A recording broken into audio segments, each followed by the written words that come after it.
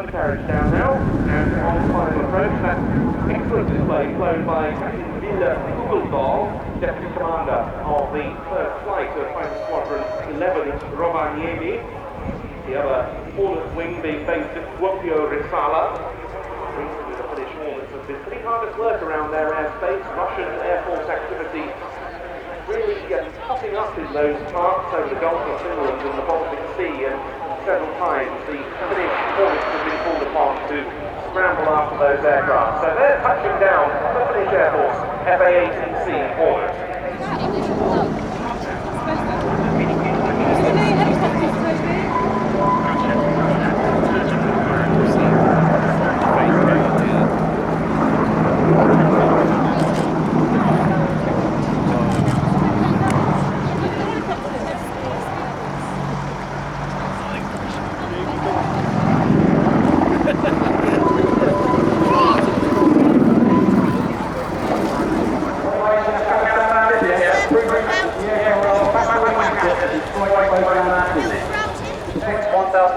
Targets, prioritise the 128 highest threats to crew, provide firing solutions for up to 16 radar-guided fire and forget Hellfire missiles.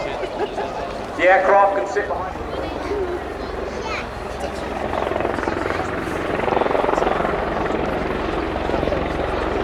Gunship 2 now pulls up and turns away from the formation. Fly across in front of you to our left of the next phase.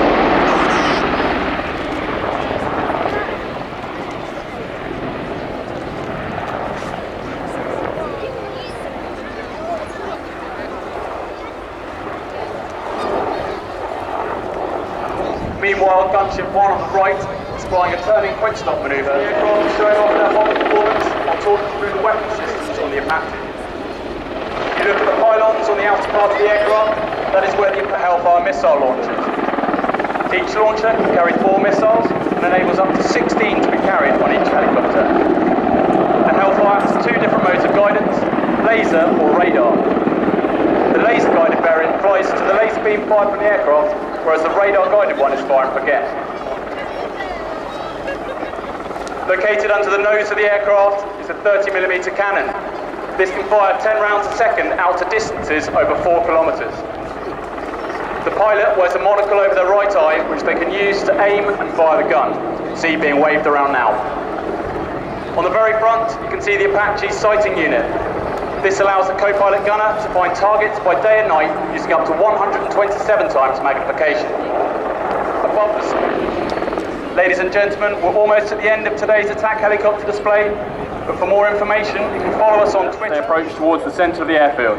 This truly shows off the agility of the Apache, even loaded up at its operational weight.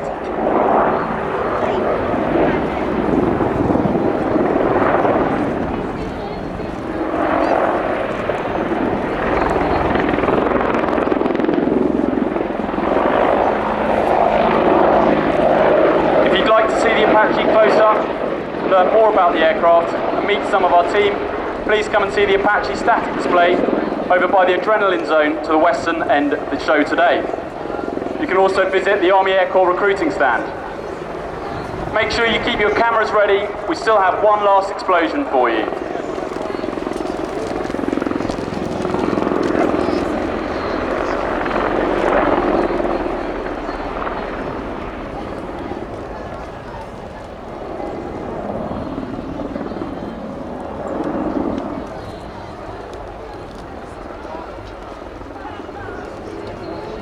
Ladies and gentlemen, as they approach back to the hover, you have Captain Jim Traherne and Sergeant Luck in Gunship 1 to your right, and Warrant Officers Boakes and Nash in Gunship 2 to your left. Please put your hands together for the 2015 Attack Helicopter Display Team.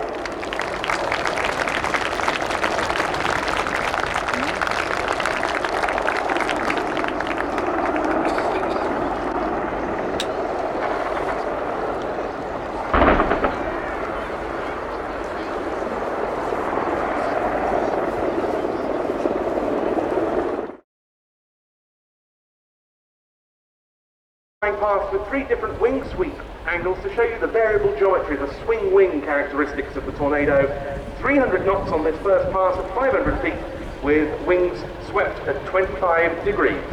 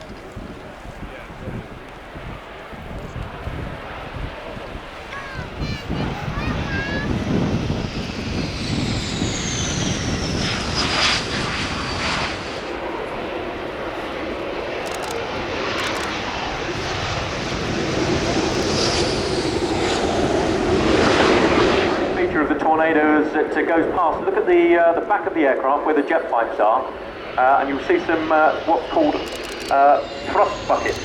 It's two pieces of metal that form a clamshell behind the engine and deflect the thrust of the engine forward, which slows the aircraft down. Reverse thrust is a very good method also. We'll see other... Some very nice moments there from the three Tornadoes, remembering the Tri-National Tornado training establishment, but now truly historic moments. And it all adds up to a machine very much at the forefront of modern maritime control capabilities, one which has caused a great deal of interest since it arrived here in the UK for its debut. Rolling now from the Japanese Maritime Self-Defense Force, the Kawasaki P-1.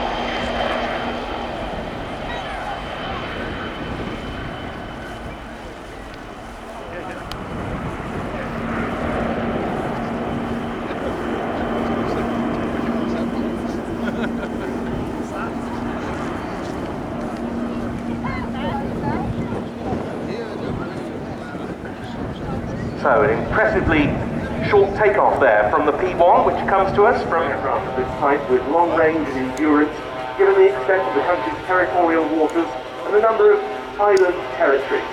In now for its first pass.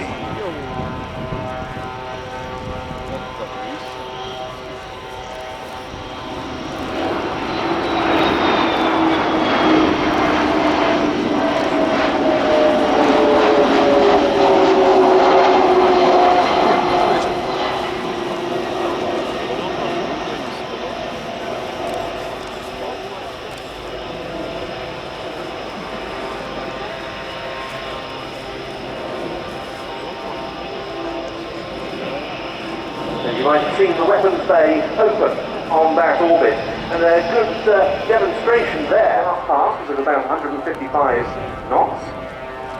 This aircraft has flown across both the Pacific and Atlantic Oceans to get here to Fairford, and it's the first time any Japanese Maritime Self-Defense Force aircraft has ever flown across the Atlantic.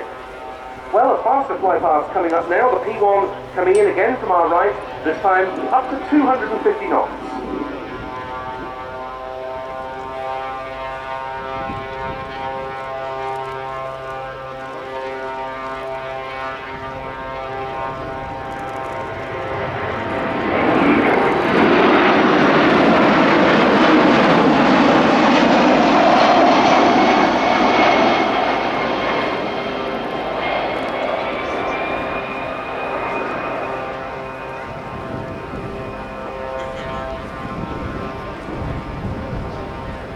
Again, a very quiet performance on that pass. The XF7 engine was the opportunity to get up rather closer to one of these machines, and coincidentally it's parked next to its US Navy equivalent, the Boeing P-8A Poseidon. But into land from the Japanese Maritime Self-Defense Force, the Kawasaki P-1. This aircraft is a standard single-seat fighter. During the Spanish Civil War, 1936 to 39, helped school Luftwaffe pilots and indeed strategists and commanders in modern air combat, whose experience that would be put to very good use during the early phases of World War II.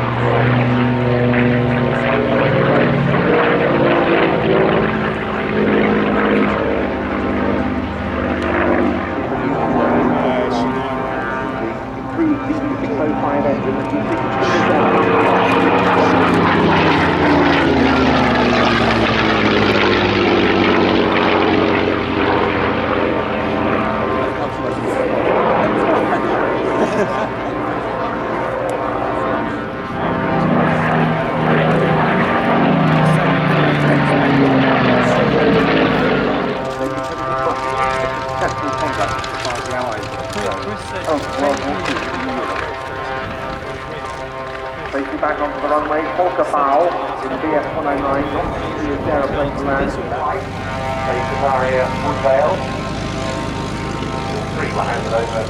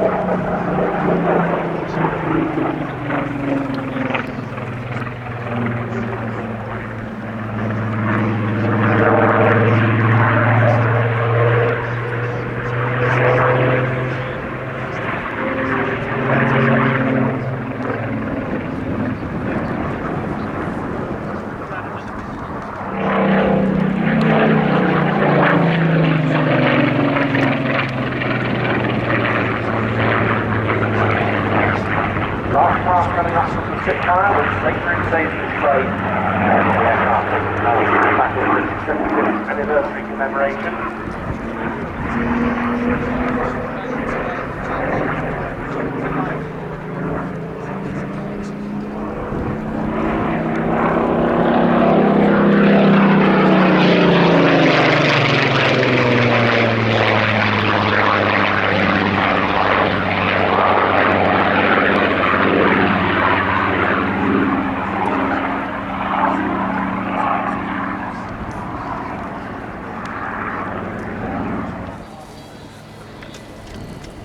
Actually, part of the reason there, Ben, as to why the Royal Air Force flies curved approaches in all of its aircraft now. It's just the heritage part of it. When you compare that with the civilian world, which flies a square circuit as opposed to our oval circuit, you look back into the 1930s when the aircraft were all tail draggers. Team and the Swiss Air Force Super Puma. Helicopter aerobatics after that from the German Army with the MBB Bo 105. Then the Slovenian Air Force with the Pilatus PC-9M making a welcome RIAT return. The RAF Chinook with some near aerobatics from that remarkable helicopter. Czech Air Force L-159 Alka, and then from 2 o'clock until the quarter of 3, our battle of Bristol, followed by the Vulcan and the Red Arrow. Here then the two Mirage 2010 from one of the most famous and historic military aircraft units in the world, the You'll find on this very first display by the Japanese P-1. So what it does, if you want to get your own little badger, it's memorable record of this flight speed is not good, and it's like just £10, contributing on to the Royal Air Force without this much enterprise. So thanks for that then.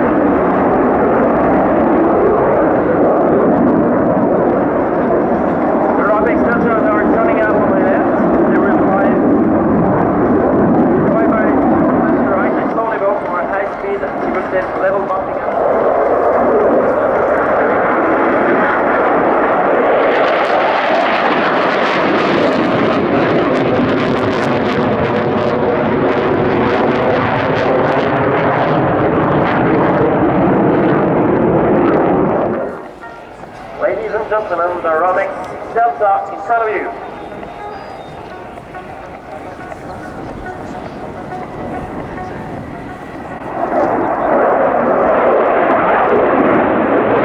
Not an easy airshow aircraft to fly. With a max takeoff weight of 38,000 pounds, that aircraft has a lot of inertia. And the most impressive thing to me there was during the weapons demonstration when the number 2 rejoined the leader within seconds each time. Very impressive.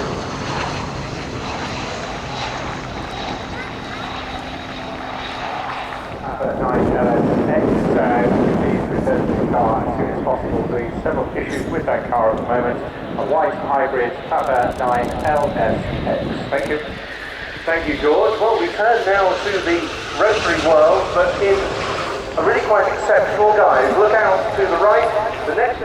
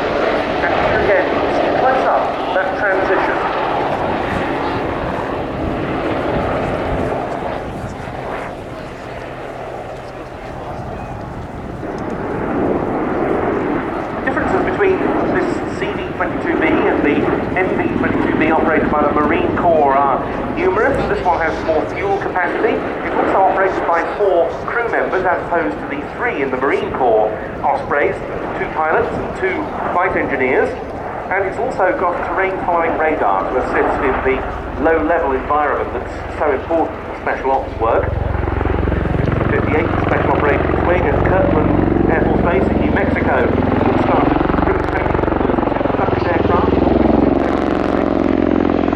Following the Special Operations Wing at Wilson Field in Florida.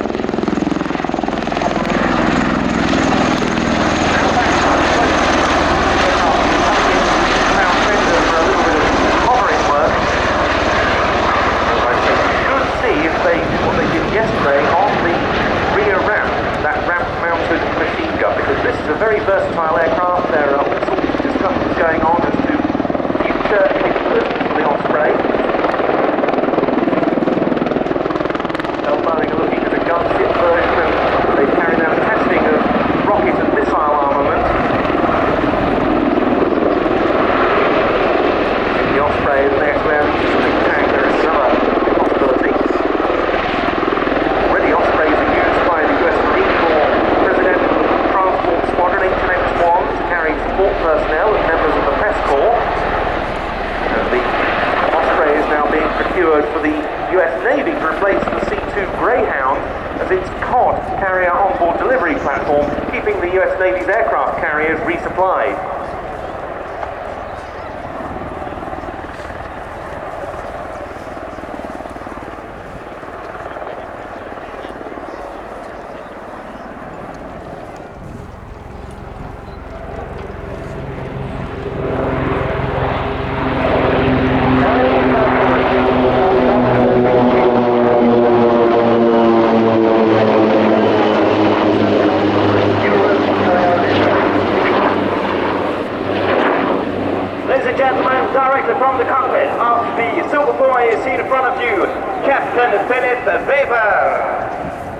Puma will now begin its display while the PC-7 team will hold in the vicinity of the airfield. And he will start with a hammerhead to the left. In 1982, Switzerland bought 3 of those large helicopters, and soon it became transport helicopters in use.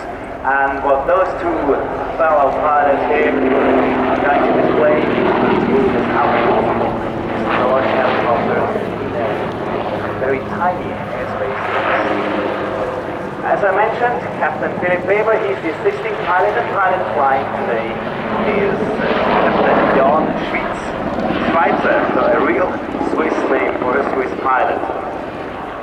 Those guys are always called a screwdriver outfit.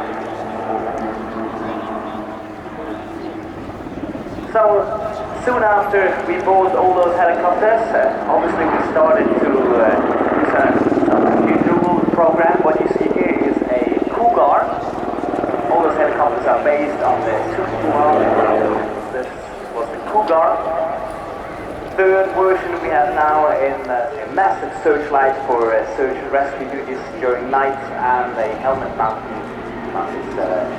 information display. This is now a pull-up pack, speed around 40 knots, and up, down again, the same way they came out. So the difficulty in helicopter displays are crew coordination, and the management is 9,000 kilograms. So 9,000 kilograms and obviously the stage is not that heavy, but operating on so light, so deep, so the pilots are now going to show you a screwdriver down. Funny thing here is, or let's say, most important thing is that the helicopter comes to a complete stop. No movement in any direction. No up, no down, no left, no right. And as soon as those conditions are fulfilled, the pilot will begin now. Once the maneuver is commenced, there's no stopping. Screwdriver down, twist. Puma display team, well done, nicely.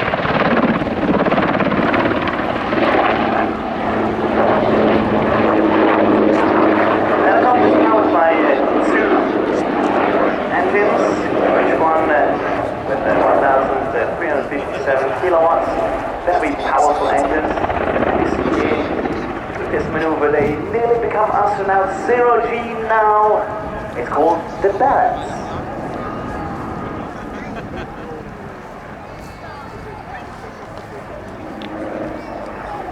Wonderful, and that's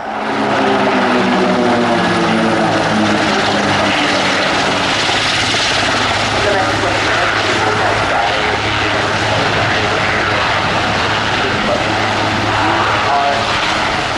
Demonstrate the profitability and how it can be used to accomplish and to operate.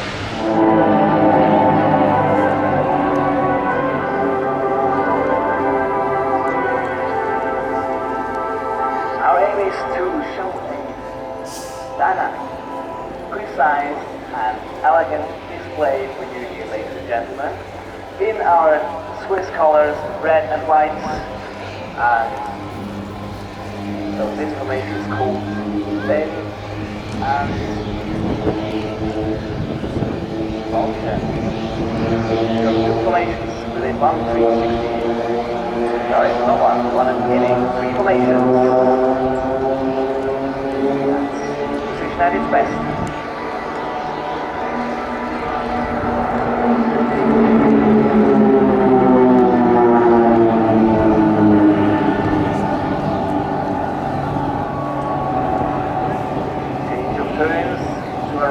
Turn. And obviously the name of the Vulcan and Losange.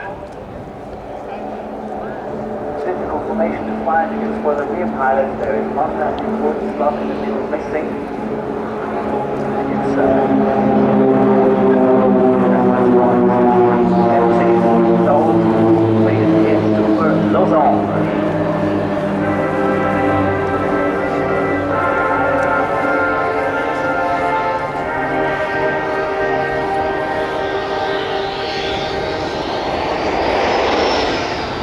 Unnoticed.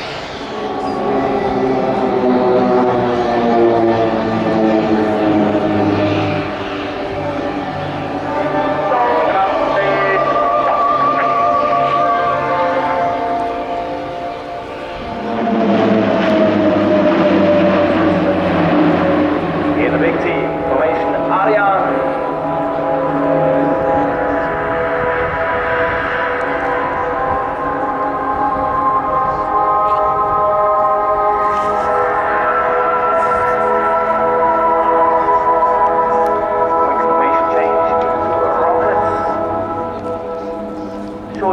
to the European Space Agency, where Switzerland also participates, Ariane rocket. That builds for me the verbal bridge for the next pass. And that's going to be a formation called SPARE. SPARE is the recruitment platform of Switzerland. Now actually I could continue in Swiss German, because the next announcement is for all people who hold a Swiss passport. If you want to join the Swiss Air Force, www.spare.ch, that's where you have to click on, take part in the Swiss Air Force Esplanade.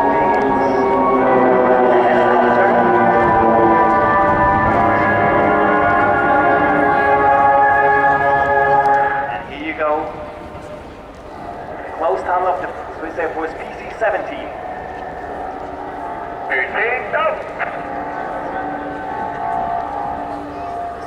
Wonderful, neat and clean in between.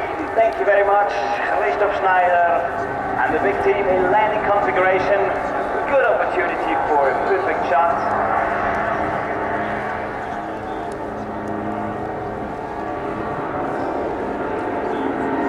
Ladies and gentlemen, and from the left,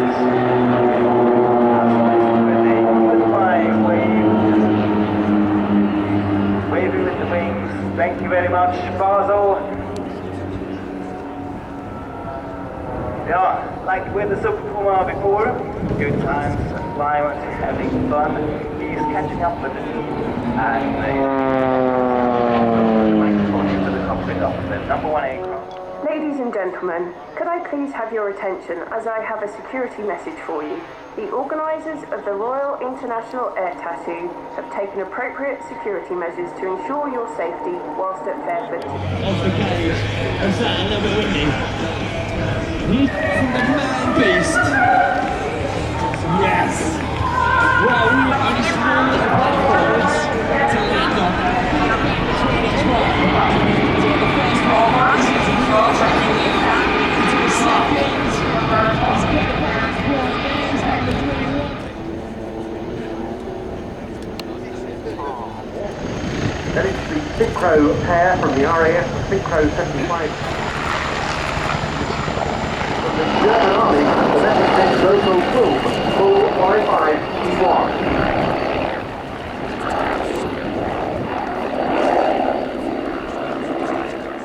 Immelman manoeuvre, as we saw being performed by fast jets earlier. The key thing here is that in line with German military regulations, these are all tactical manoeuvres.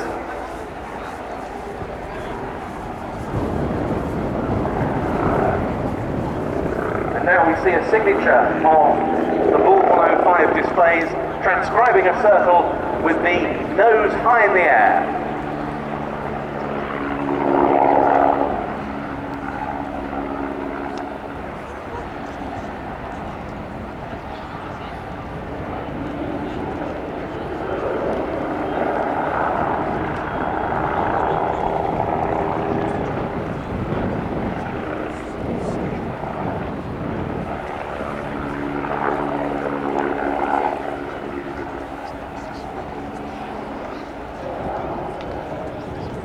And from that, the Bull 105 climbs backwards. And we're getting ready for one of the high points of its show. The aerobatic manoeuvre that really you only see performed by this machine in terms of helicopter displays. In German, it's called the Heckrotorfigur, the tail rotor figure. And the Bull 105 will gyrate around its tail rotor.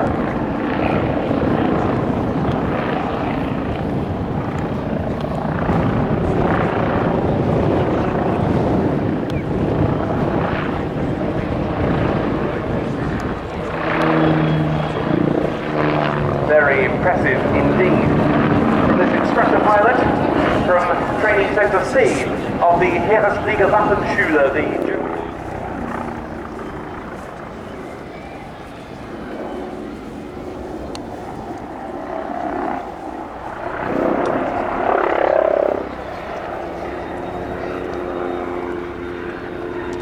More recently, the need for such a huge gentry tank force on the part of the German army is rather diminished, so they've been retired in significant numbers and replaced by the new Eurocopter, now Airbus helicopters Tiger. Quite a lot of the anti-tank Bull 105s have been disarmed and converted into communication helicopters. That includes this one. They're used for training by the Heeresfliegerwaffenschule, which is now the only remaining Bull 105 unit in the German army. They're due to go out of service towards...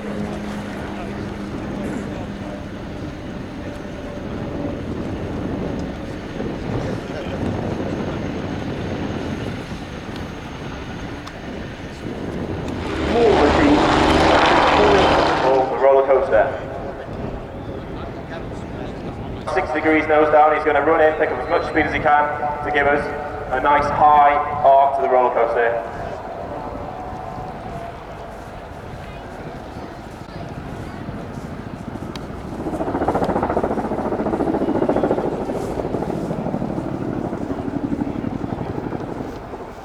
As you can see, when Brett got to the top of the manoeuvre, he would have put the cycling stick forward, thus increasing the lift on the aft head and decreasing it on the front head, which changed the attitude of the aircraft.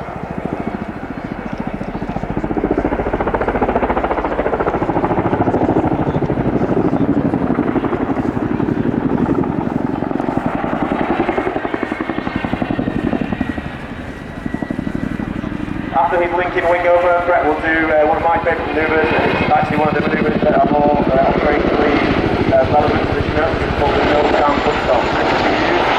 And makes Scottish troops quickly slow down the aircraft and save approach using the guys above the ground.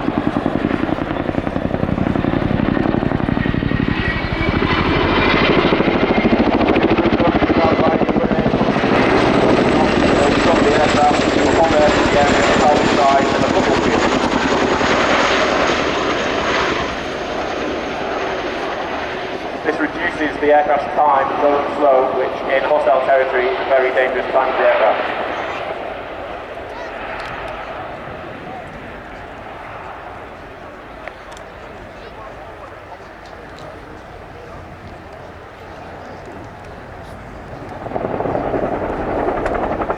Stop nice at the crowd centre. Brett's now going to demonstrate the Gorney climb. The Gorney's named after a base in Bosnia where the Chinook used to show off its excessive power in comparison to other helicopters that were there.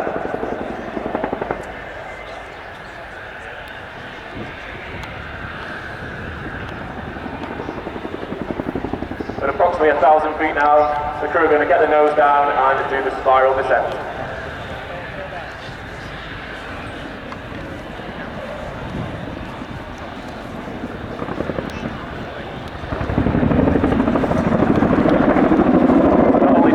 Guys attached to front, we've also got a crewman in the cabin. Davey Hayes hanging on for dear life now. And when the aircraft calms down a little bit, he's going to reposition from the front of the aircraft to the back and get ready for the crowd wave.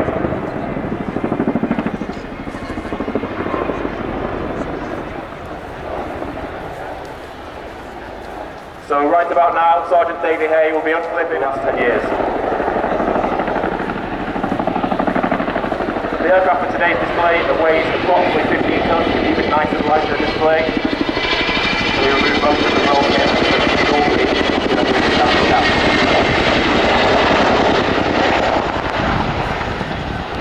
The next manoeuvre, Brett's going to come up to about 70 degrees nose up, fix the nose back to 70 degrees nose down and do a 360 on his descent.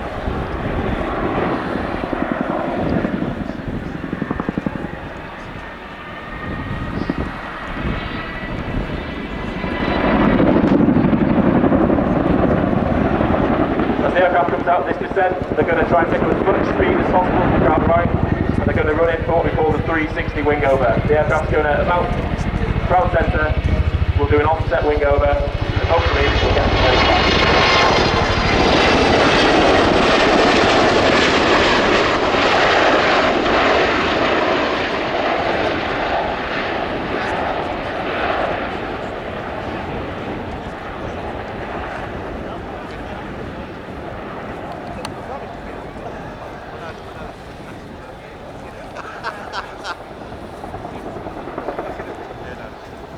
As the aircraft comes around the corner, those 30-foot blades beating the air into submission should make a nice bit of noise that makes a change to jet noise.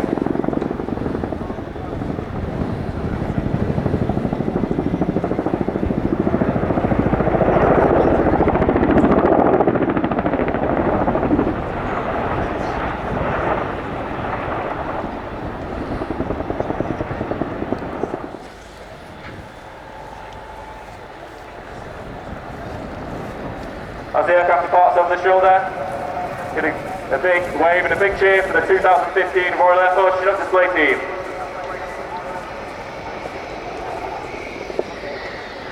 Sergeant Andy Caldwell, thank you very much indeed. Well might be your claws, because the Chinook is the highlight of any programme in which it appears. Absolutely superb, especially to see the new HC4 variant in action here for the first time.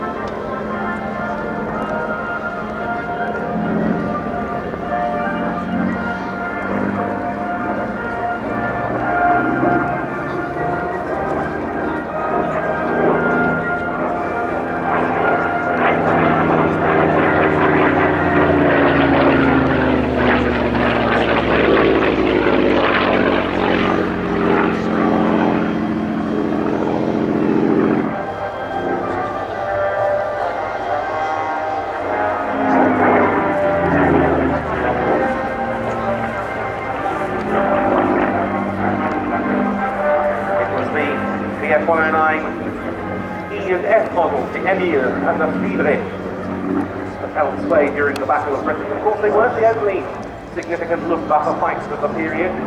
So important was the twin-engine Messerschmitt Bf 110. So final pass there from the fighter. This aircraft, newly restored, is now configured.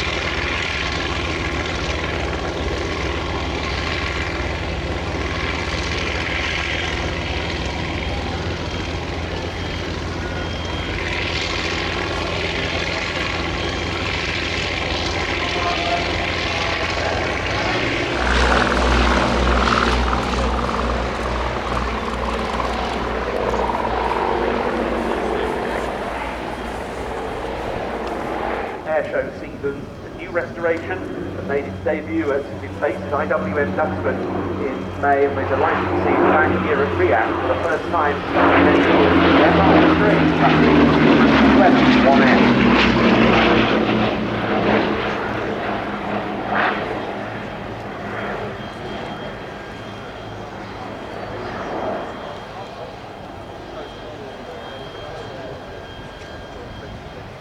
Blenheim was developed as a private venture initially, actually having roots in an aircraft that was built at the request of Lord Rothermere, the owner of the Daily.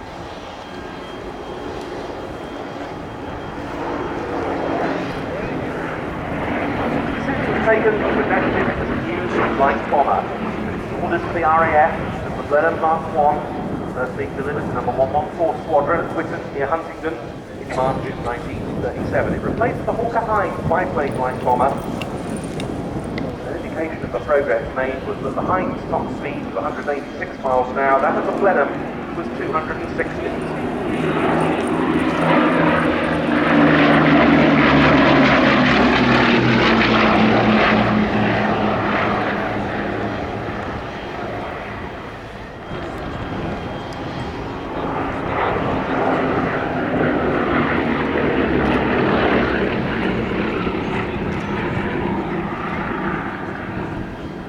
When war broke out on the 3rd of September 1939, more Blenheims were in RAF service than any other type, and they took part in some of the very courageous actions extremely early in World War II. In fact, Blenheims from RAF Wattisham in Suffolk carried out Bomber Command's first raid of hostilities, attacking the German fleet in Port Wilhelmshaven.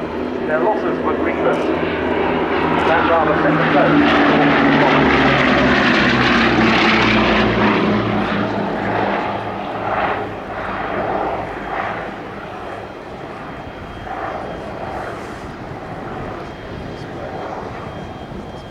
Appropriately given its role in the Battle of Britain. Throughout the war, German aircraft had been attacking the crucial supply convoys making their way across the Channel, defended by the RAF. The Straits of Dover became known at that time as Hellfire Corner. On the 10th of July 1940, these attacks and the air battles that followed reached a new intensity. That date, 75 years ago last Friday, is generally regarded as the start of the Battle of Britain. One of the crucial men to the outcome of the battle was Air Chief Marshal Sir Hugh Dowding, Air Officer Commanding-in-Chief of RAF Fighter Command. In reflecting on the battle, he wrote, "The battle may be said to have divided itself broadly into four phases. First, the attack on convoys and coastal objectives such as ports.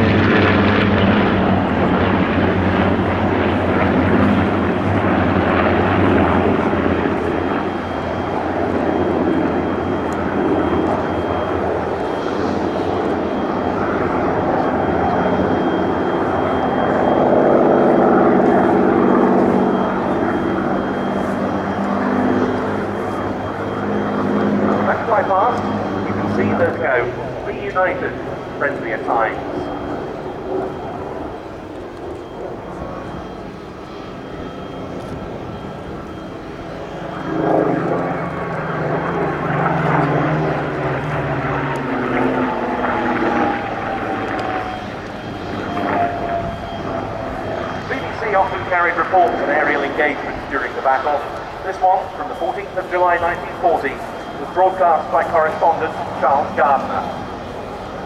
We know what's the dock back going up there from 4, 5, 6 machines wheeling and turning around. Now, how does the machine gun go? 1, 2, 3, 4, 5, 6. Now there's something coming right down on the tail of another. There they go. Yes, they're being chased home, and how they're being chased home. There are 3 Spitfires chasing 3 Messerschmitts now. Oh boy, look at them going, and look how the Messerschmitt. Hey, that is really grand. And look, the Spitfire just behind the first 2. He'll get them. Oh yes. Oh boy, I've never seen anything so good as this. Oh yes, right, this is really good. Our army team is catching up the Messerschmitt now. It's catching it up, it's got the legs on it, you know. Now right, I catch on.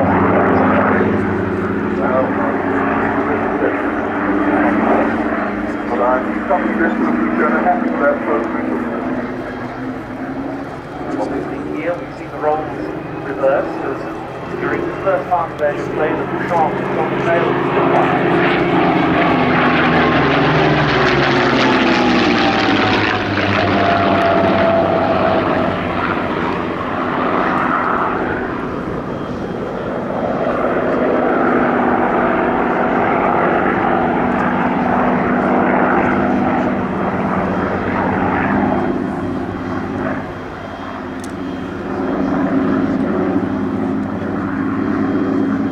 First phase of the battle, striking.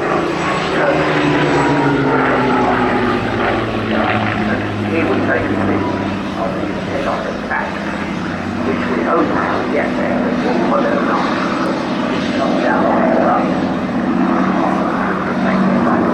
Where we would go in the head-on attack, go straight through the bombers, by the distance that he knocked down was completely above the plane.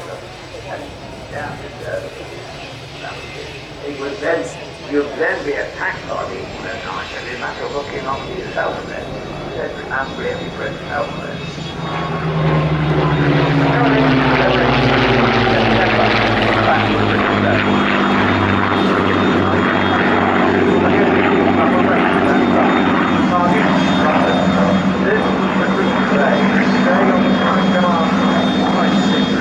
The day that led Hitler most closely.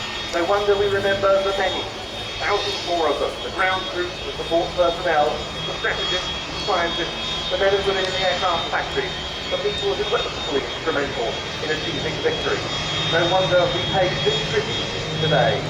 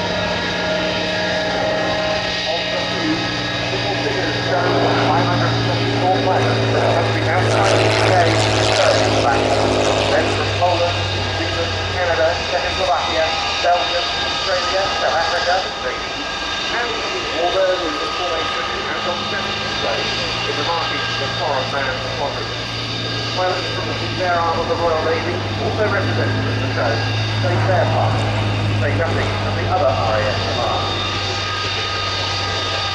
Now moving to the hand.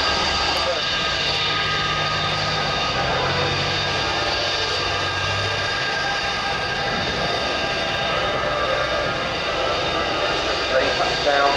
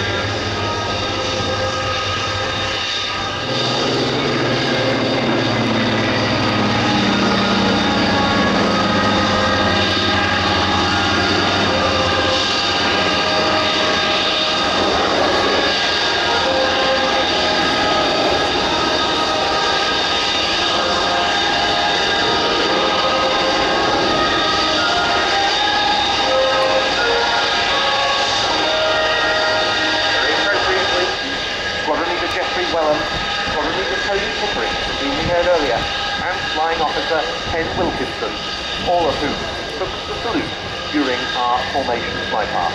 Gentlemen, we salute you. In the formation, we enjoyed the presence of two Battle of Britain veteran aircraft. The aircraft leading the overall flight was the Spitfire 2A of the Battle of Britain Memorial Flight. Train that one flown by that unit in the hands of an ace pilot from 41, Eric Block, destroyed 3 enemy aircraft in a single sortie, while flying the Spitfire that the BDNF Mark II wears the colours of. And we have Peter Vasher's Hawker Hurricane 1. The aeroplane that was in the hands of Squadron Leader Duncan Mason. Dave Harvey was in Peter Vasher's Hurricane. John Sessions in the Spitfire 9 of the Lieutenant Anthony Parkinson. Brian Smith was in the old Flying Machine Company Mark A. The Typhoon, meanwhile, is marked up as the Hurricane, flown by one of the most famous men of the Battle of Britain, James Princely Ericsson Warden, the Victoria Cross. That was for action on the 16th of August 1940 when his number 249 Squadron Hurricane was shot down by Messerschmitt Bf 109.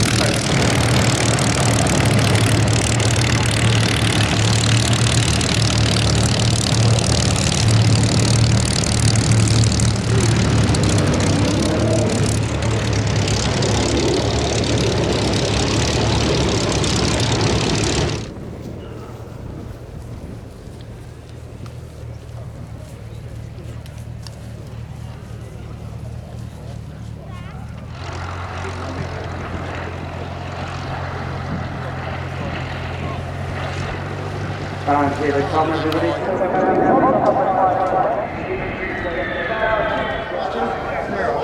Hold on, Dan. Spitfire 9, and John Beatty, Henry's Aviation, Spitfire 17.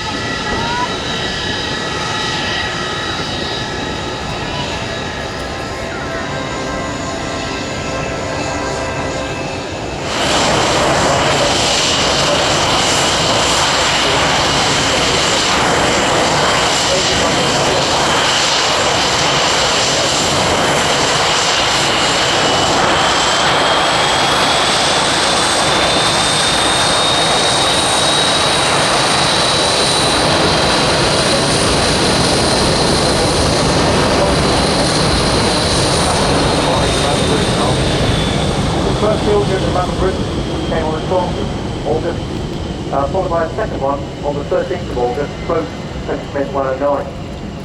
A year later, 1941, such was the attrition during the Battle of Britain, he was promoted to squadron leader, aged 21, to command the 452 Squadron, also at RIAT Hornet. In 1942, he set a world record.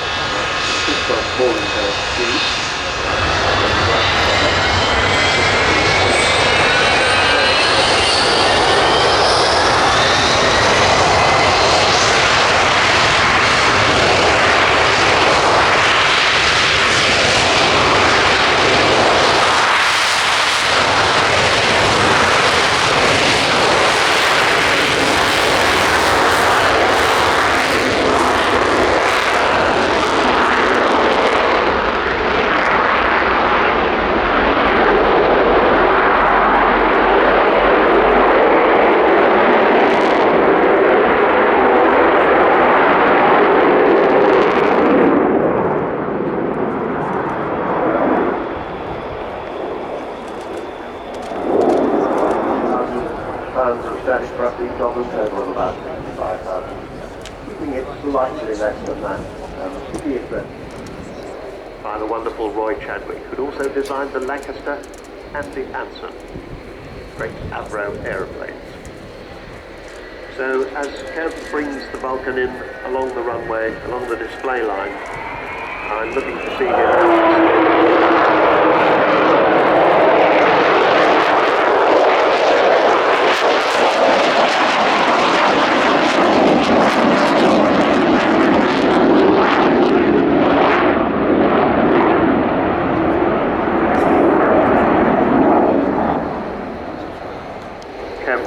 Bring her round towards us on the axis, which I'm sure we'll talk about many times today, heading straight in towards us, and then as she tiptoes up on us again, we'll hear the power come on as he takes her into a spiral climb.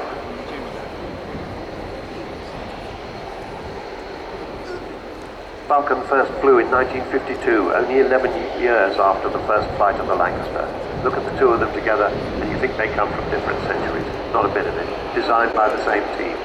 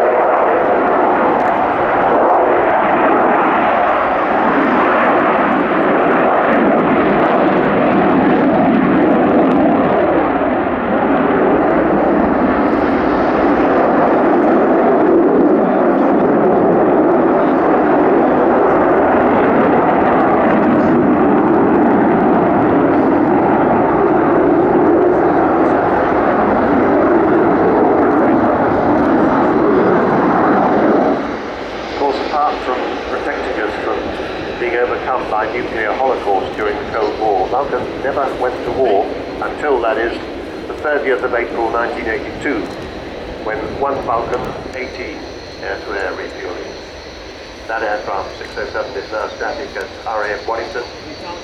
When there's a Wellington air show, you used to be able to see 558 fly overhead. But of course no more, because this is 558. Fly down the runway with wheels down.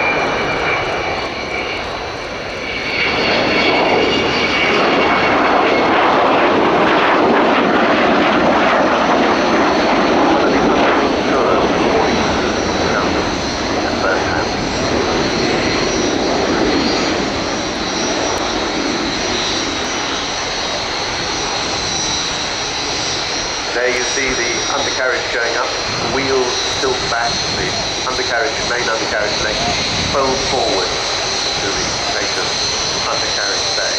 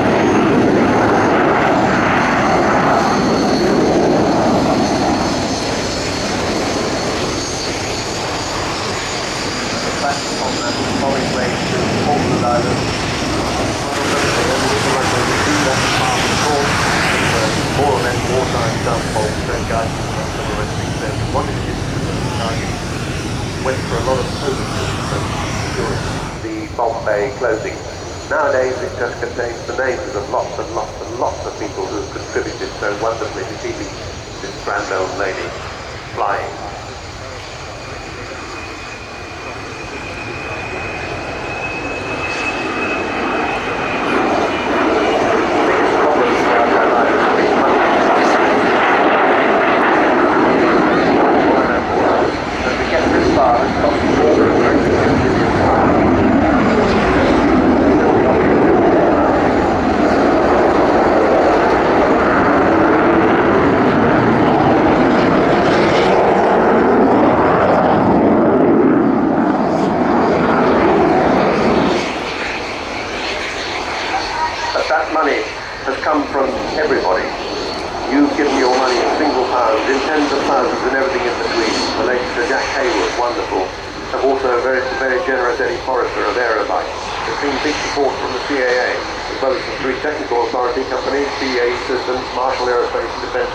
And Rolls-Royce. Many other companies have given fantastic help. Airbus, single technology,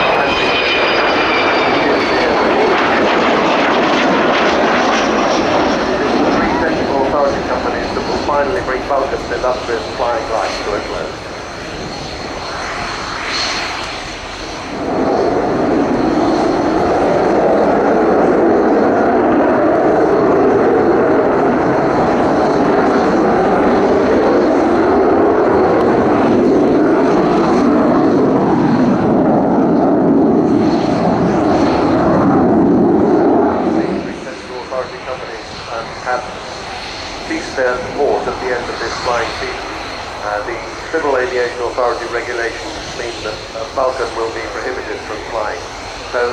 Her career is not about funding, it's not about the supply of spare parts, but it is about mandatory third-party support. It is interesting to note that this aircraft has flown more than 10% more hours than any other Vulcan has ever flown. Structures and systems are stuck into an unknown area, but she is as safe as she's ever been. She is very well looked after, but it's becoming increasingly difficult by the end.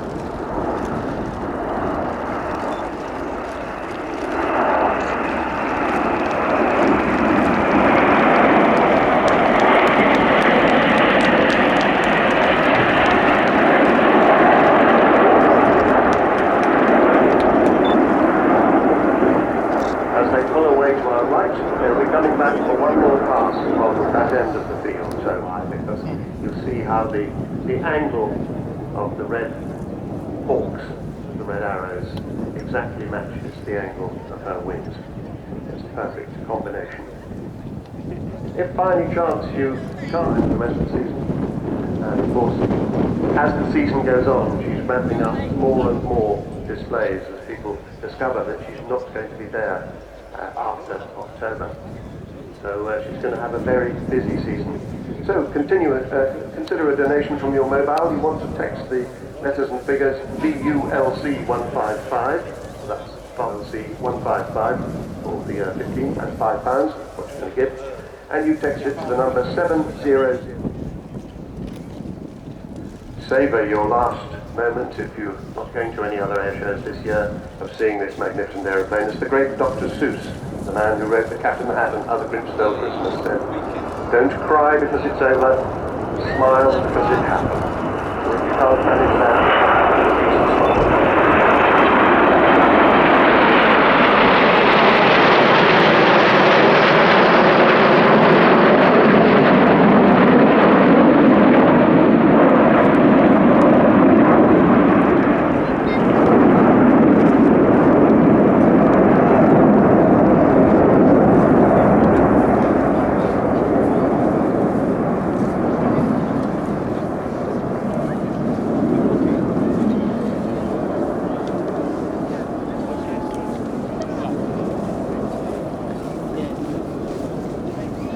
see the formation breaking up.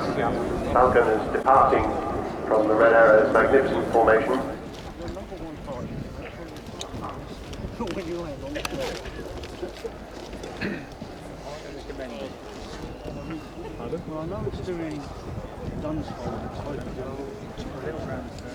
And I hope that when we see Bill bring her round onto final approach, that she'll probably touch down fairly near the end of the runway, although you might prove me wrong, so that she can do a good run for most of the length of the runway, and we will see her slowing down under the effort of that huge tail.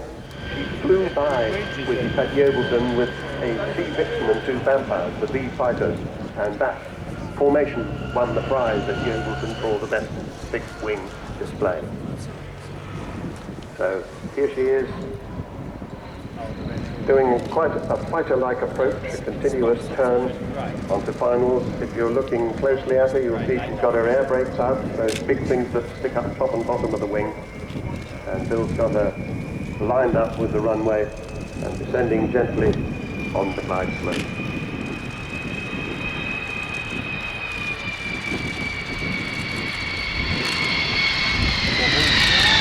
A little bit of rocking in the top and down and there's the braking down.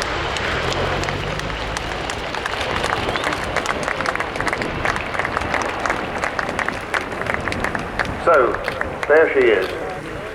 I hope you'll be able to see her again sometime this year. Thank you very much. In United States, one of the highlights of the race, Air Force Apache, into the air to go off holding preparation for its display model. Before we move on, a message I made for everyone in the crowd, please do hang on to any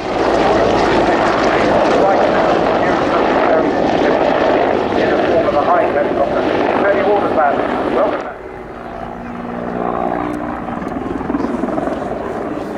Good view throughout the sequence of the classic Hind profile with those 2 cockpits up front, stepped up.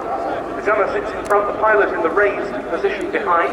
The Hind wasn't always like that. Initially they had a rather large glazed area up front, but that wasn't very popular, so it was soon changed. This is the Mi-35, which is the export version of the Mi-24V, because the Mi-24 is perhaps the more familiar designation of this helicopter, and this was the most numerous variant, with over 1,500 being made.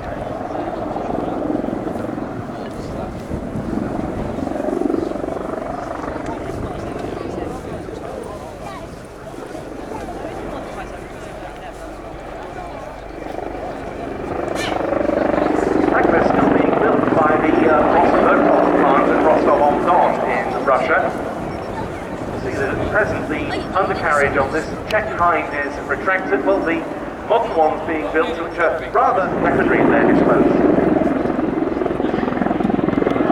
Pretty much every conflict from the late 1970s onwards, we see the undercarriage now coming down, in which Soviet or Soviet-backed forces operated. The Hind was there. First of all, with Ethiopia in their war against Somalia in the late 70s, and particularly when the Soviets invaded Afghanistan in 1979 to 80, and that death, again, I think this is now the first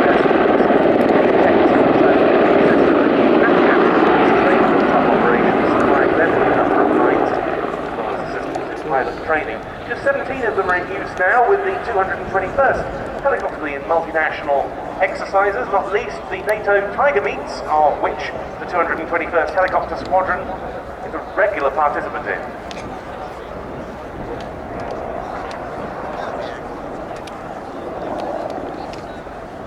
Oh, that's a...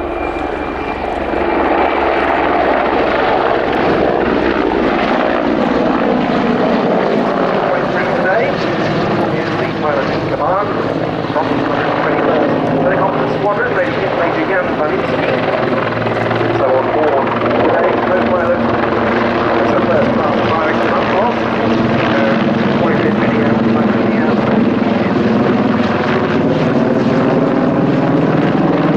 He's now once again for a rolling landing.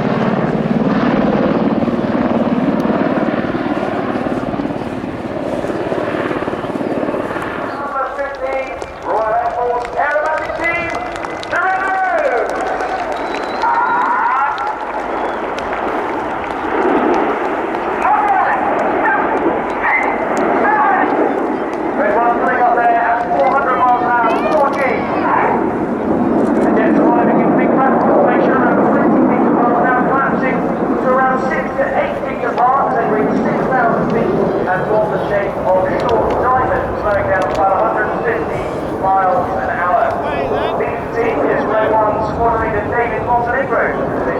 First year as the team.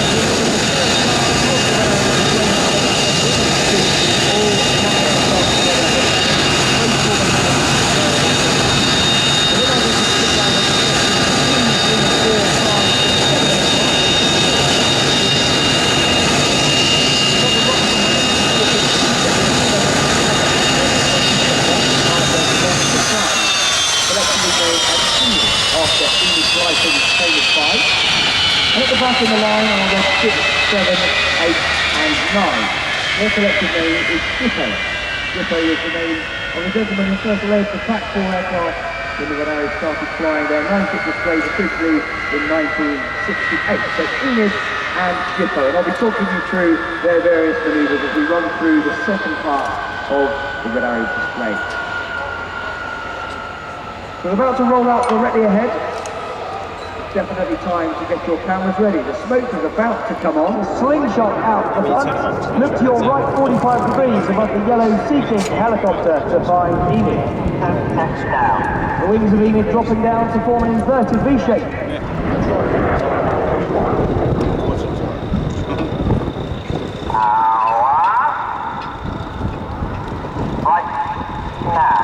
Climbing steeply, drawing a red, white and blue stripe is Red 9, Pilatus Joe Hurston. Joe is a second right of 7,000 feet, and on comes the red smoke as they get ready to draw a heart. Now to your eyes, to the top right of the heart, you see another aircraft approaching. This is Red 8. He's Flight Lieutenant Ollie Parr. Reds 8 and 9. In fact, there's Red 8 descending from the cloud. He's been flying around at 600 miles an hour, having drawn the spear through the heart. He's joining up with the rest of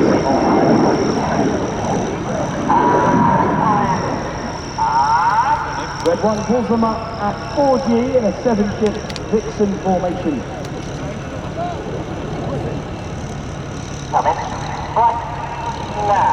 Now they're twisting this loop towards us through 90 degrees in what's known as a quarter clover.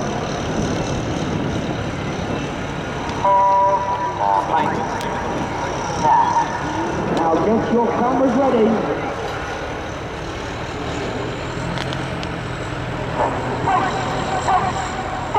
This is the vertical brake.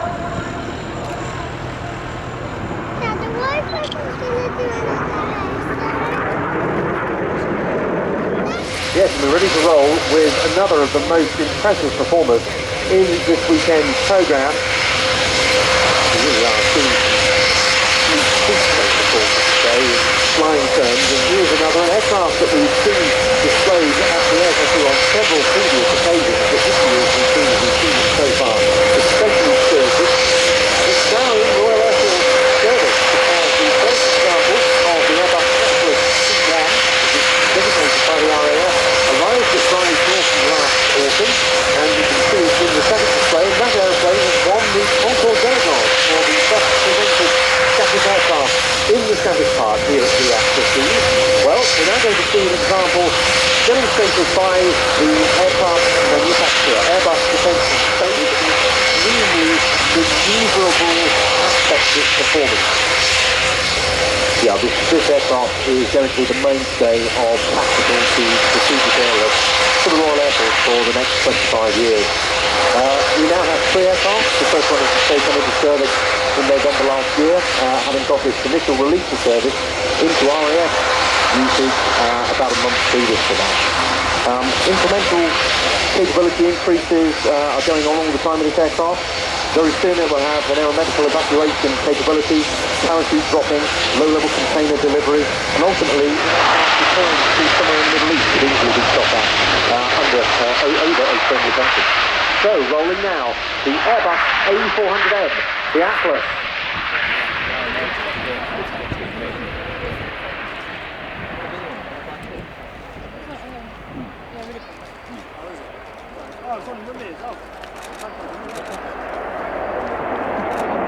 And there you see that performance, 70-degree angle of bank, straight into a right-hand turn after takeoff.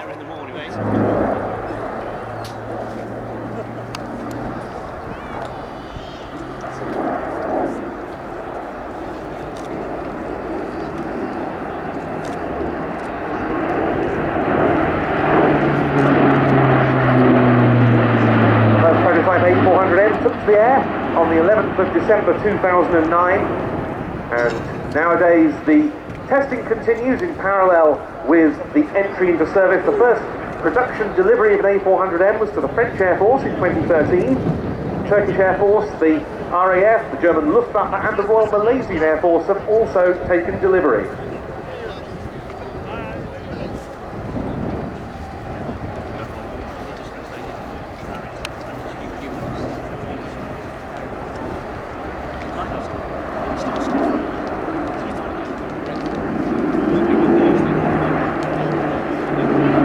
Gentle 70-degree angle of bank turn there.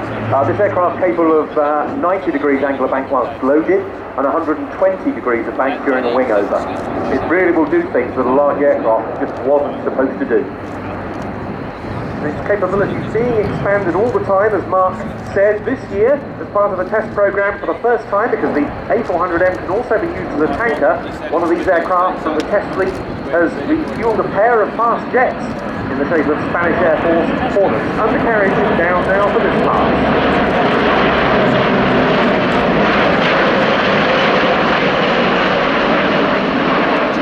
Carrying one of those in its hold, or indeed an NH90 like that of the Belgian Air Component, on show in the static. It can take 2 Lynx, 2 Apaches, for example. All very impressive.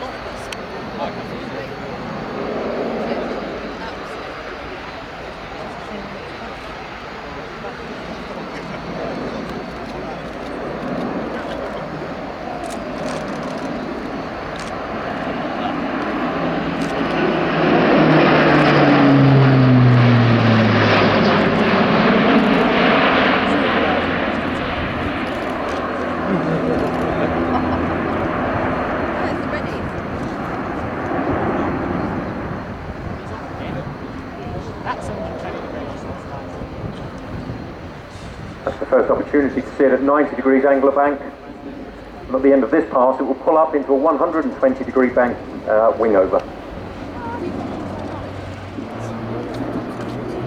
Yes, the crew will be getting up to around 250 to 280 knots at 500 feet, nose up to 45 to 50 degrees, and at the top, that's very impressive, 120 degrees nose up.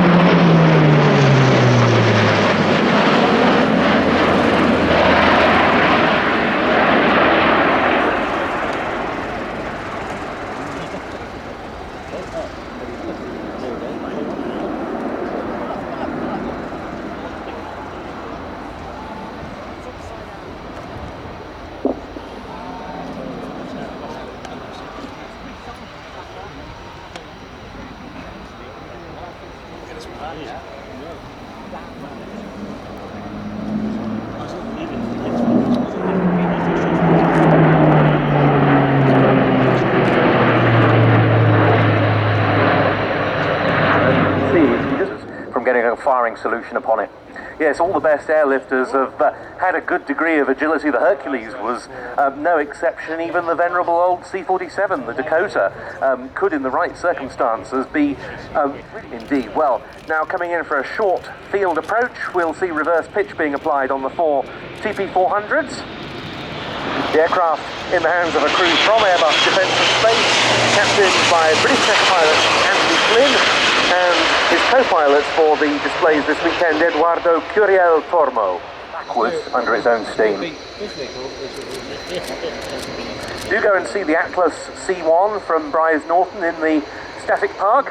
It's open for visitors this weekend, and I'm sure for many of you that'll be the first chance to go aboard one of these mightily imposing aeroplanes. The RAF Airman.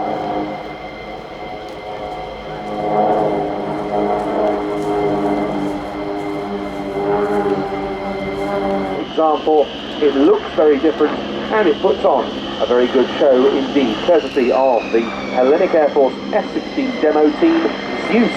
And Air Force F-16 demo team narrator, Lieutenant Vlachos Dimitris, here with our safety observer Captain Andreas Ioannis, our swim crew Lieutenant Karous Konstantinos, and our technicians Andreas, Nikos, Antonis and Giannis.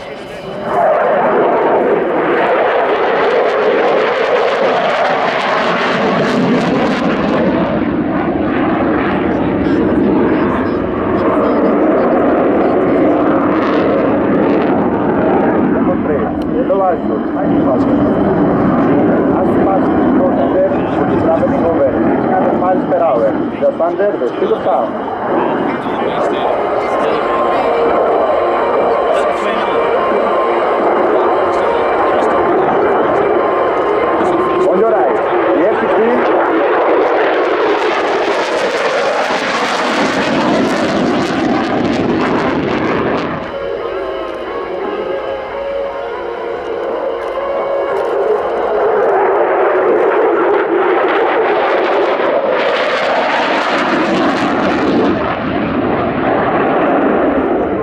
dogfight, the ability to turn tight is crucial. At all centers, the pilot will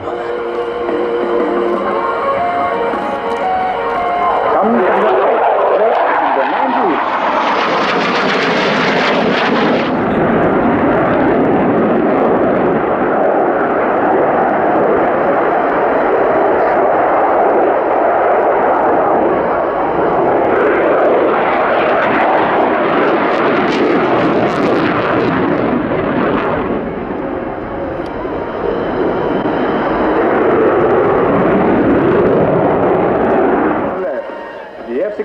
And the 4-point roll.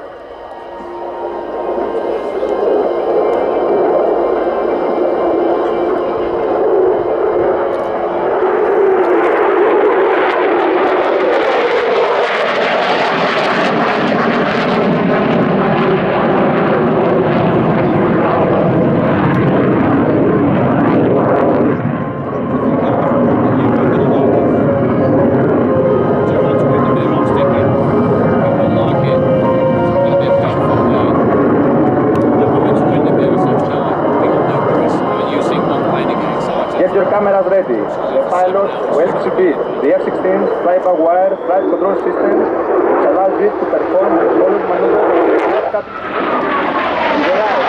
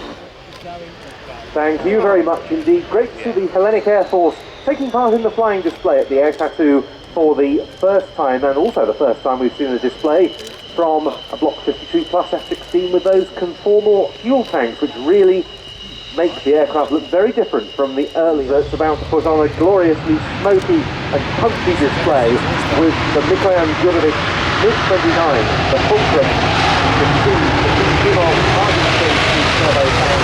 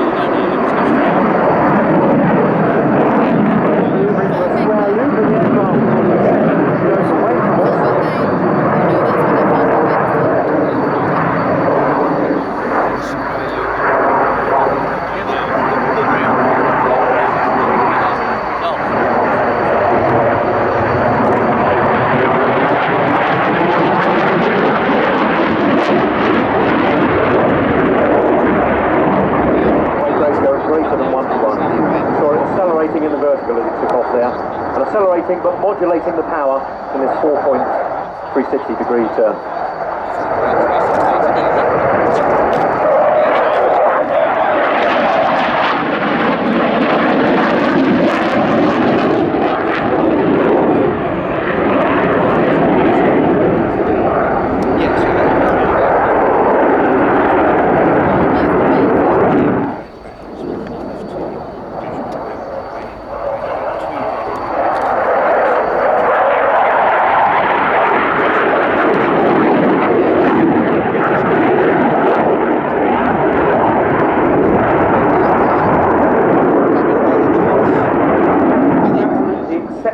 dogfighter, and here is one of the signatures of a MiG-20. No, man. Holy monk. As Ben said earlier, the distinctively smoky engines, a very good combat indicator for adversary actually. When the engines are stoked up in dry power, that is unreheated, a lot of smoke coming out. As the reheats are lit, the fuel gets completely carbonated and the smoke disappears. So a good indication of whether or not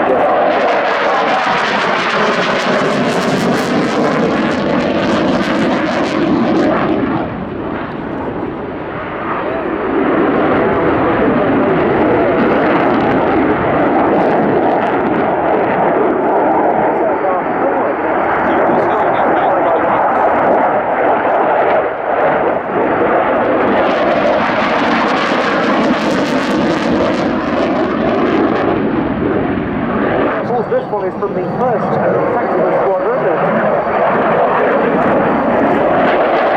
the FC in Poland.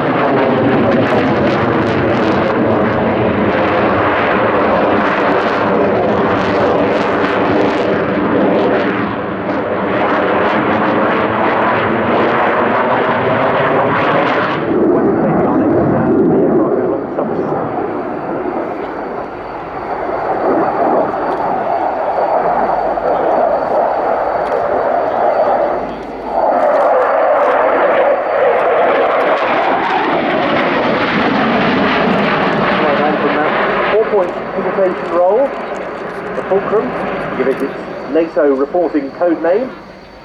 We'll now be positioning in from our right.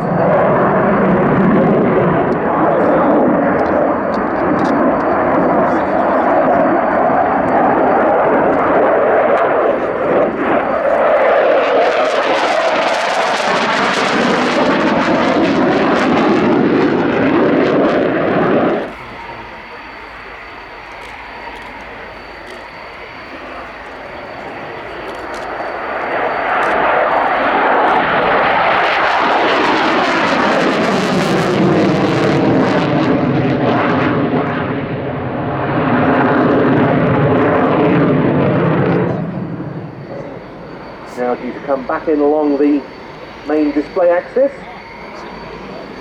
and we're expecting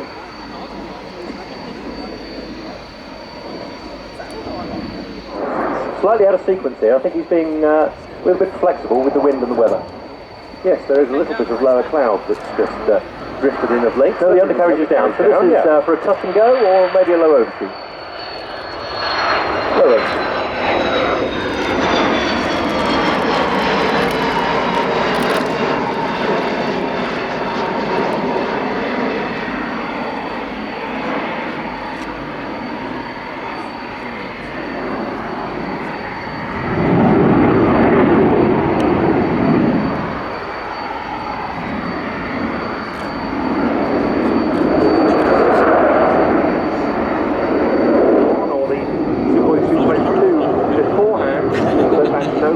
It's in a hurricane scheme.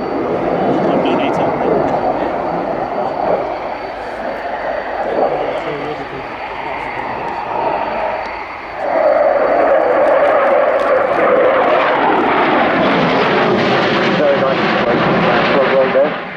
Despite the lack of flight size to around 2030, so there should be plenty more opportunities in future to see this marvellous display.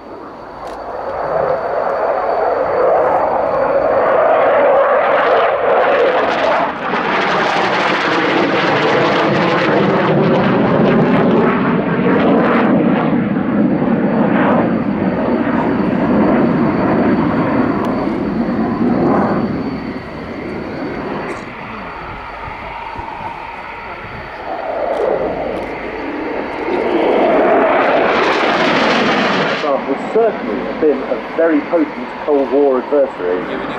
Absolutely. I first joined the Phantom Force of the Royal Air Force in 1987, and at the time this was a pretty new Soviet fighter just into service. Because of its newness, there were very few photographs of the aircraft. All we had for our recognition training were some very dubiously taken black and white grainy slides taken somewhere in the former Soviet Union. But a wonderful treat for me here today to be able to see this really up close and personal in full Technicolor. And no matter how many times you see a MiG-29 display, it really is always something to absolutely savour from the time the aircraft made its British and Western European debut in the late 1980s, a memorable first appearance of the MiG test pilots, including the great Anatoly Kovacha. It remains really coming in the land, Captain Adrian RIAT on the Mikoyan MiG-29 Fulcrum from the 1st Tactical Squadron of the Polish Air Force at Minsk, Mazowiecki. And as it comes past, you can see some special markings on the inside of the tail fin.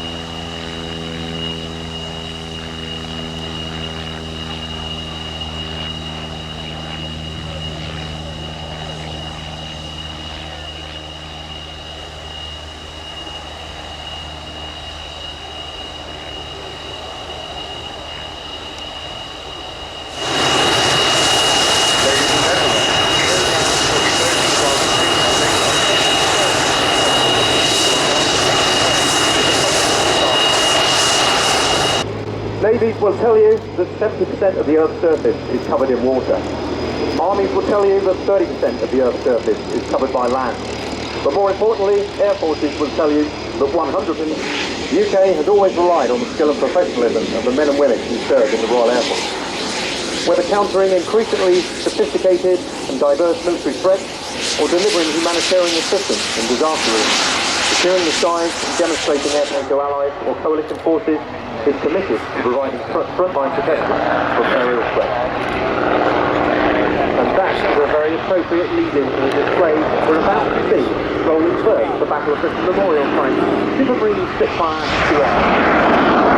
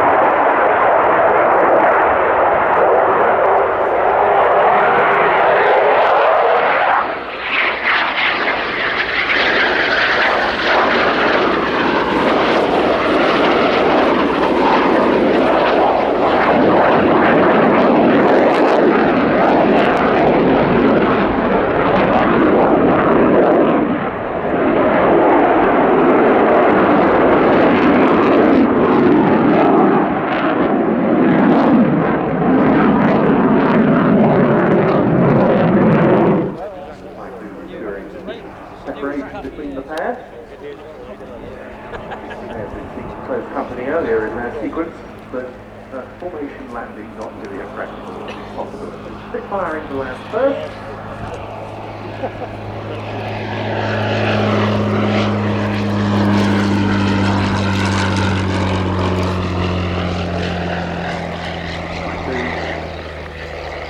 For a final pass into its brake to land.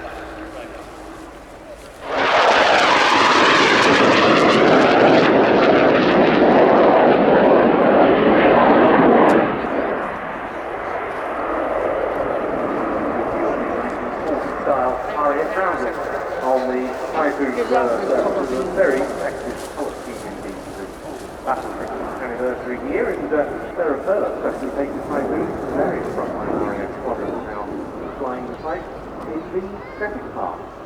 So as the Typhoon gets ready to land, I think it's time to clear the airwaves for the RIAT T2 roll demo, and Flight Lieutenant Al Branson is here to talk you through it.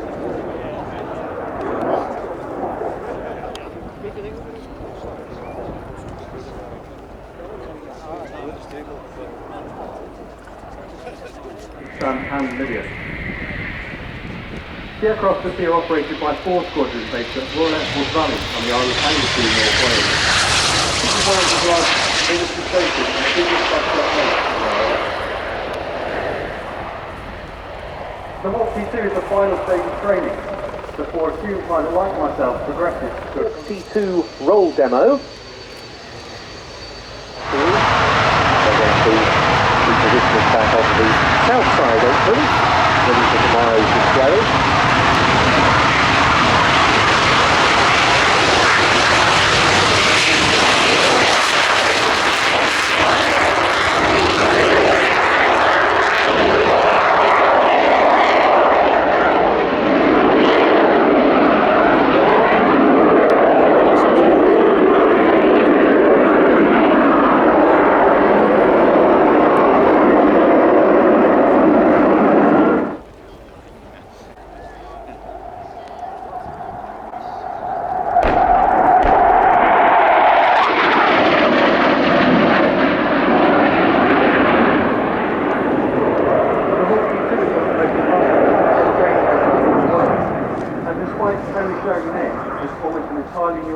In comparison to the Hawk P-1 flown by the Red Arrows.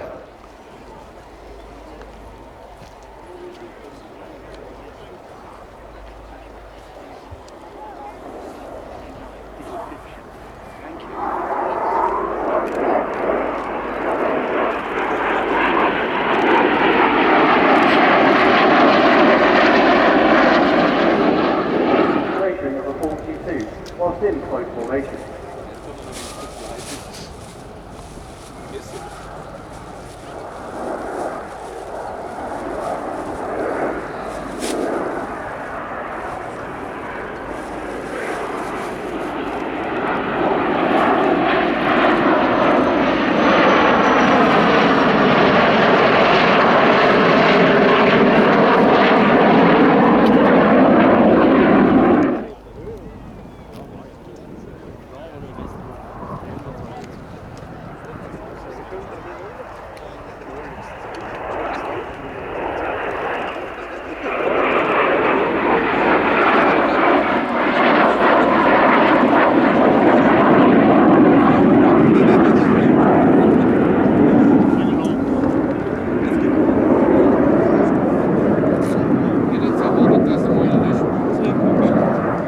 And visual warnings of the threat, and with the information provided, they react and defeat the threat.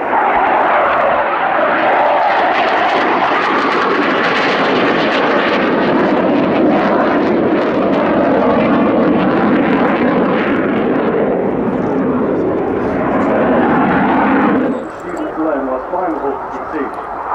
To do this, then as Ninja 1 now on your left becomes a hostile aircraft. Following a head-to-head pass, Toby, Ninja 2, will manoeuvre his aircraft to its limit to be able to get into a position to get a missile lock on them, and ultimately firing heat-seeking air-to-air missiles.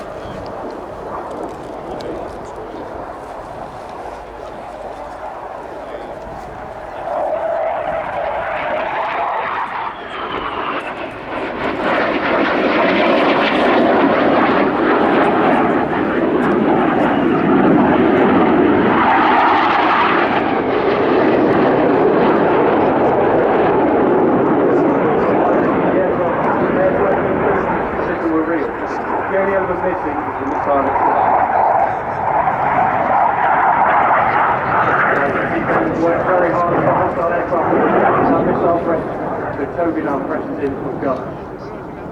Again, the gunner sight is displayed with a right individual rear. The aircraft is counts down the number of rounds fired as the trigger is pulled.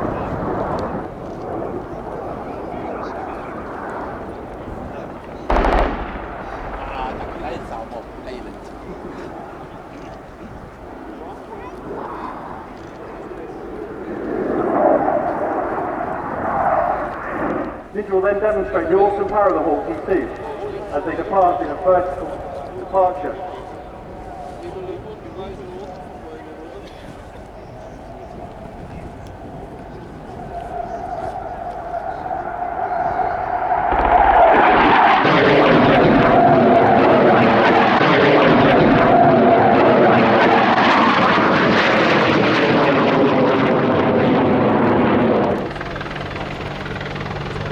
Rather than an aerobatic display, Panavia will be using their operational and instructional series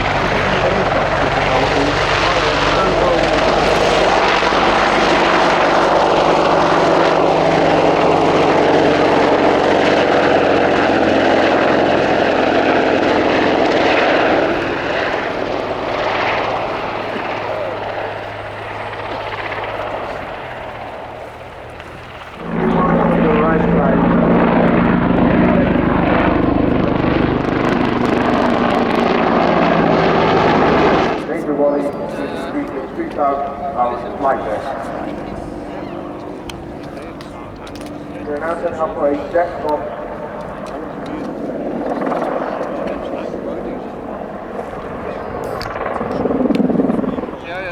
Followed by the hammerhead. The hammerhead will be a big comfortable vehicle. Once the aircraft is almost stationary, they will make a shuttle turn and dive back down again. Helicopter for the rescue service dispatch team, Jack 70, is now in stage 8. That's why we see a normal operational rescue on the show.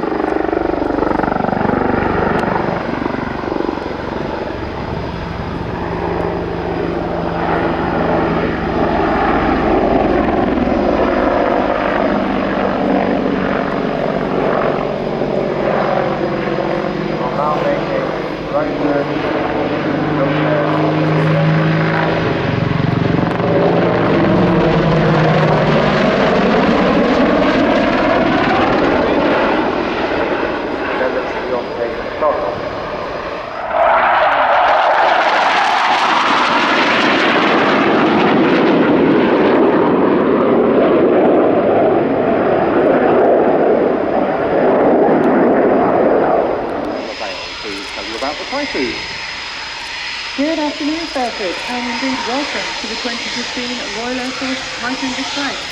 It really is a pleasure to be here to display for you today.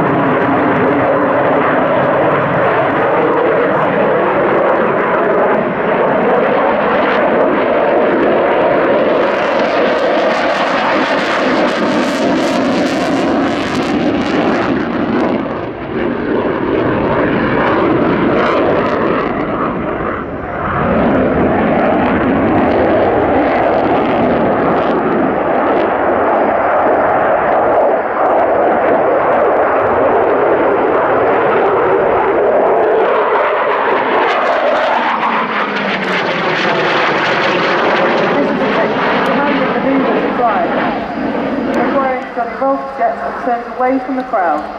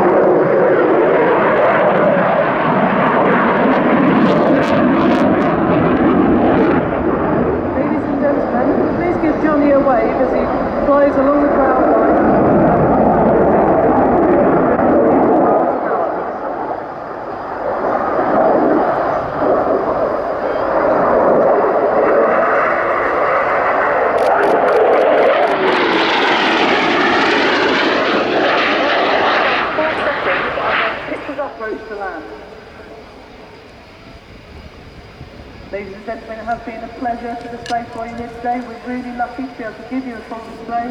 We hope you've enjoyed yourself, and if you're here tomorrow, we are indeed displaying again tomorrow. Thank you. Hopefully now you're taking your head of the displays you want to relive after the show, George. Absolutely right, Shane. It's been the most superlative day here in the greatest traditions of the international air to do. And we have a new team in the guys who's playing TV with us today. There's half a dozen cameras all around the site. They've got GoPro cameras in the cockpits of various aircraft that have flown today. And you can secure all this on your